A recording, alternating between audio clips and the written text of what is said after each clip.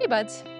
This bright flower is Goldenrod, and there are about 150 different species of Solidago throughout the world, but most of them are actually perennial natives to North America. They are a pollinator fan favorite and they have late season nectar, so they might just be a great choice for your yard. Blazing Star actually carries seeds for Canadians, and you can plant them in the late fall, so it's not too late. I will put links in the description below. Solidago is from Latin, with soldere meaning healthy and strong, and ago meaning whole or solid, which refers to the plant's medicinal uses to repair torn flesh. They can grow 1 to 7 feet tall.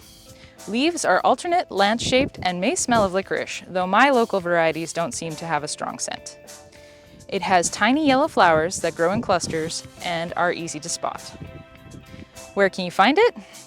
It likes disturbed soil, so roadsides, parks, or the edges of forests or wetlands are likely spots. For us, it's the open areas along our country driveway. Goldenrod actually takes the blame for allergies quite often, but in reality, the pollen that it has is too heavy to be carried on the wind, and it actually relies on insects for pollination. Ironically, it also contains a powerful antioxidant, which is a natural antihistamine and anti-inflammatory. Fun fact, you can even brew the flowers into a hair rinse to bring out blonde highlights in your hair. You can add raw flowers to salads, desserts, quiche, and preserves. Leaves can be treated similar to spinach. Both leaves and flowers can be dried and used for tea. Stems can be peeled and pickled, and the fluffy seeds can be ground into a fine powder and used as a thickening agent in soups and stews. Goldenrod is considered an everlasting flower. Everlasting flowers are flowers and seed pods that, when dried, hold their shape and color relatively well. In many cases, they can retain their beauty for years. Yarrow also falls into this category. So I'm going to see if I can capture a few cheery blooms for the snowy months. I believe the trick with goldenrod is to pick them young so that they are less likely to go to seed on you. Let's add a little gold to our menu with this cast iron cornbread. Nutrition fact: cornbread tends to be more calorie dense than standard breads, but can be a gluten-free option for those who need one, and because of the cornmeal, it is higher in protein and contains several important nutrients.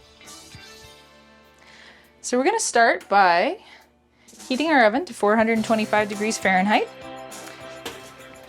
and then taking a cast iron skillet and placing it in the middle of the center rack.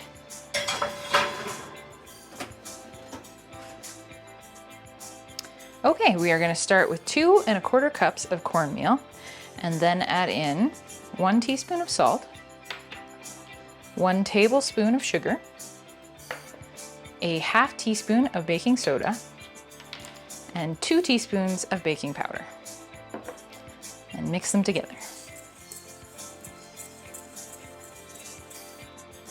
And for our wet ingredients, we're going to start with 1 cup of buttermilk, and then add in 2 large eggs, and 1 can of creamed corn.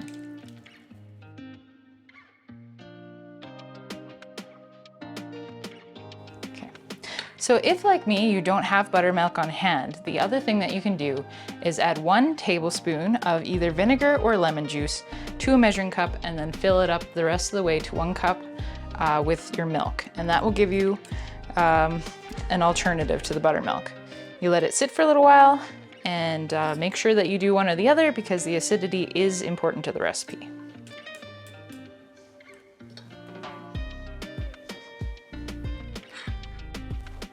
Add your wet ingredients to your dry ingredients and whisk them together. And if the batter's a bit too thick, you can add some more buttermilk in.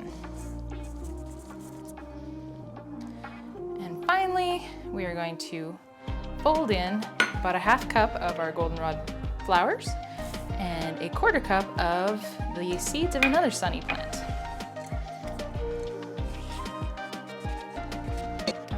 All right, so now back to our cast iron skillet. We are going to use an oven mitt. Be very careful not to grab cast iron with your bare hands.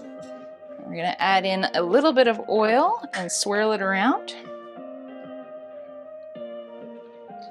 to coat the bottom of the pan.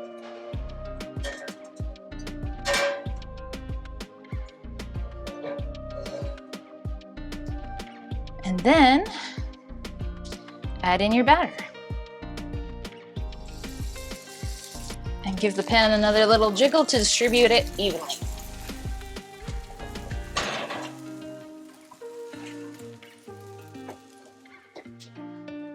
So bake until it's golden brown and has a little bounce back when you give it a push.